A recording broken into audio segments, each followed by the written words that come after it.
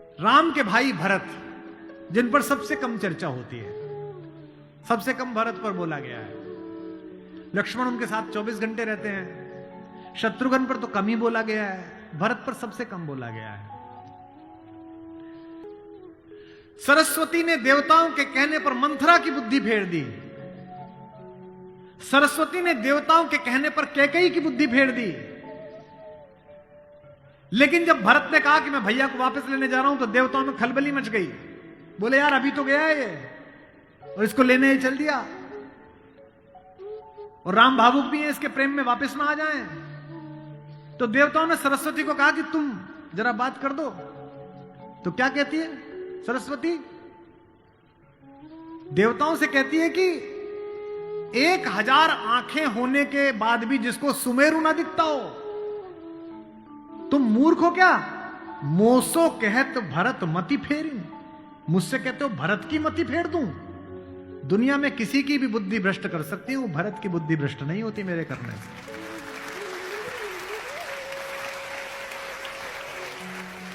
भरत जब भैया को ढूंढते हुए निकले, तो पूरे खानदान को लेकर निकले। भरत ने कहा किसी की तो मान लेंगे, कौशल्या की मान लेंगे, ससुर को भी लेकर गए। जब पहली रात भरत वहीं रुके जहां राम रुके थे, भरद्वाज के आश्रम में। सुबह चलते समय भरत संकोच में थे, तो भरद्वाज ने कहा कि राजन, क्योंकि राजा हो चुके थे, आपके चेहरे पर संकोच है। तो भरत ने डरते हुए कहा कि महर्षि मैं डरा हुआ हूं, मेरी मां ने इतनी बदतमीजी की बात कर दी, मैं बाहर था। भरत को नहीं बताया गया था कि पिता दिवंगत हो गए, पता है आपको ये बात थी? भरत को संदेश भेजा गया था, तो उसमें यह नहीं कहा गया था कि पिता एक्सपायर कर गए, यह कहा गया था कोई इमरजेंसी है, घर आओ। अयोध्या के बाहर नंदीग्राम में इनके पूर्वजों का एक मंदिर था, जहां इनके पूर्वजों की प्रतिमाएं लगी हुई थी, मानधाता की, दिलीप की, रघु की, अज की, नहुष की। वहां भरत रास्ते में रुके अपनी सेना के साथ पूजन करने के लिए, कि पूर्वजों का पूजन कर लूं, पुरखों का। पुरोहित ने हाथ में थाली दी, तो पहले इसका पूजन पृथु, जो सबसे पहले जिनके कारण ये पृथ्वी कहलाती है, इनके घर के, फिर मानधाता का, फिर राजा बलि का जिन्होंने अपना मांस दे दिया था, रंतिदेव का।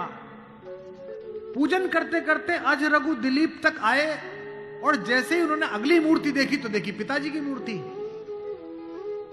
तेज तो थे ही, उन्होंने पुरोहित की तरफ देखा कि ये क्या? पुरोहित की आंख में आंसू, उसने कहा कि महाराज नहीं रहे, और भरत के हाथ से थाली छूट गई। भरत ने कहा मुझे किसी ने बताया क्यों नहीं कि पिताजी दिवंगत हो गए, क्या हुआ था? बोले राम को वनवास मिल गया। भैया को वनवास क्यों मिल गया? आपकी मां ने मांग लिया। भरत घोड़ा दौड़ाते हुए अयोध्या तक पहुंचे, रोते हुए। सोच के देखिए, भरत जैसा भाई, भ्रातृत्व में राम किसी का उदाहरण नहीं देते, लक्ष्मण का भी नहीं देते।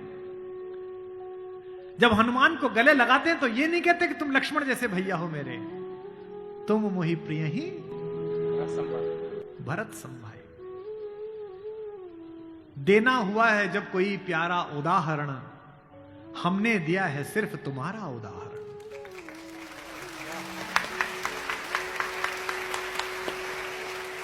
तो भरद्वाज से भरत ने पूछा कि भैया मुझे माफ तो कर देंगे ना? मैंने इतनी बड़ी गलती की, एक ऐसी गलती जो भरत ने की नहीं, उसके पश्चाताप में है भरत। मां ने इतनी गलती की, मुझे माफ तो कर देंगे? भरद्वाज ने कहा हे राजन, मुझे पता नहीं कि तुम्हारे बड़े भाई तुम्हें कितना प्रेम करते हैं या नहीं, लेकिन जब वो यहां से जा रहे थे और सुबह के समय उन्होंने गंगा पार करने के लिए पुरोहित को बुलाकर स्वस्ति वाचन का मंत्र किया, तो बड़े खुश थे, प्रसन्न थे कि मैं वनवास पे जा रहा हूं, चेहरे पे मुस्कुराहट थी। लेकिन पुरोहित ने हाथ में जल दिया, और जैसे ही पुरोहित के मंत्रों के बीच में निकला कि जम्बू द्वीपे भरत खंडे, और जैसे ही भरत सुना, राम के हाथ से जल गिर गया और वो जमीन पर गिर पड़े, और हाय भरत चिल्लाने लगे। इतना प्रेम तुम्हें राम करते हैं।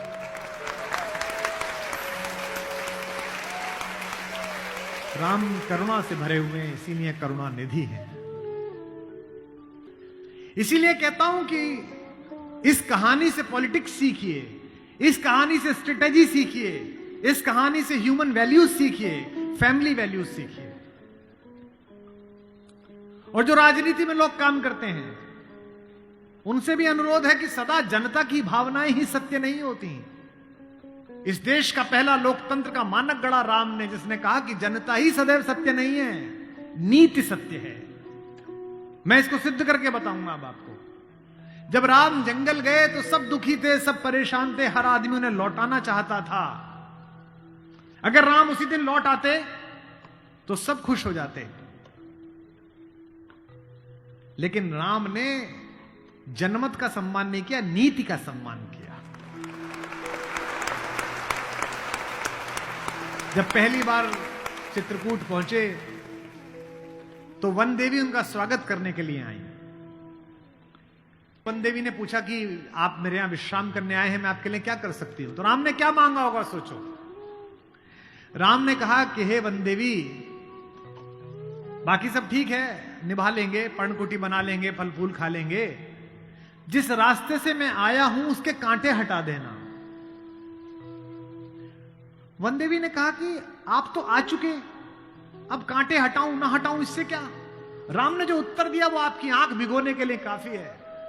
राम ने कहा कि मेरी तो कोई दिक्कत नहीं है, मेरे पैर में कांटे लग गए, पर मुझे ढूंढता ढूंढता मेरा भाई भरत इसी रास्ते से आएगा, उसको कांटे नहीं चुभने चाहिए, कांटे हटा दे।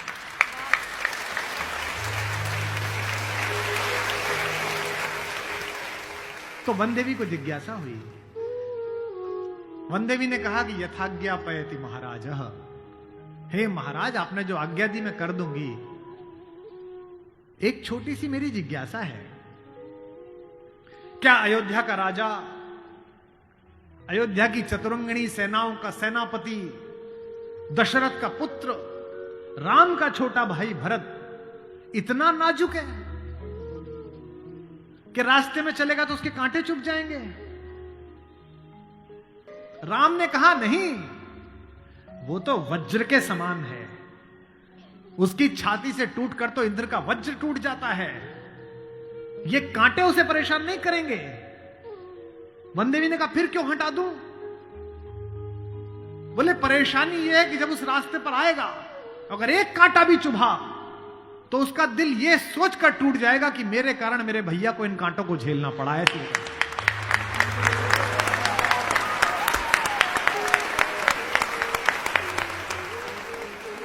बिना चप्पलों के भरत चले, और जब चले तो भाई मृदु भूमि सकुच मन मन ही, भूमि भी संकोच से भर गई।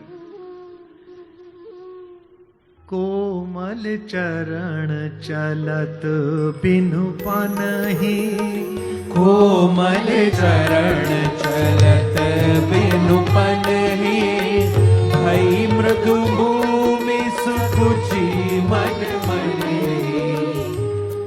इसका मतलब यह है कि भगवान स्वयं कष्ट सह सकते हैं, पर जो उन्हें प्रेम करता है वो कष्ट सहे ये उन्हें स्वीकार नहीं।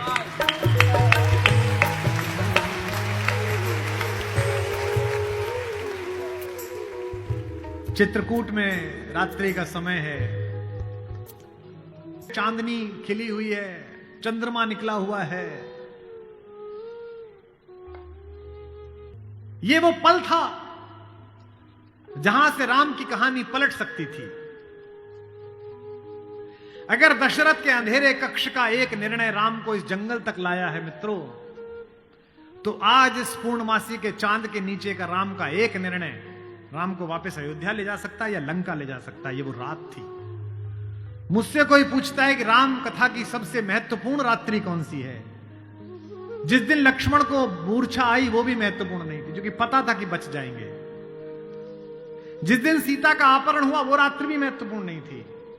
यही रात महत्वपूर्ण थी, यही रात अंतिम, यही रात भारी, जिसमें भरत, शत्रुघ्न, तीनों माताएं, गुरु वशिष्ठ, ससुर साहब, सास, सब आए हैं कि बस राम लौट चलो। तदनंतर बैठी सभा उटज के आगे, नीले वितान के